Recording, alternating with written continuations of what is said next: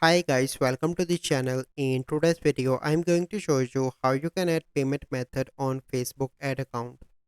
So first step you need to do is to open Facebook and you need to log in into your Facebook account. So once you log in, you simply need to go into the ads manager.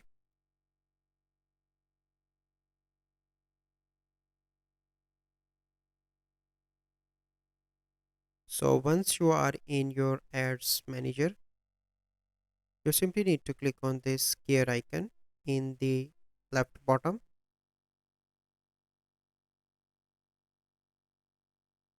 and here you can see an option of payment settings. You need to click on that.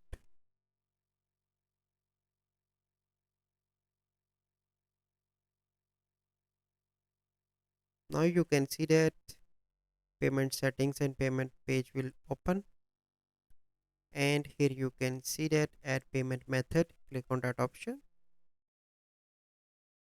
and this option will open, and here you need to add your credit or debit card and add credit.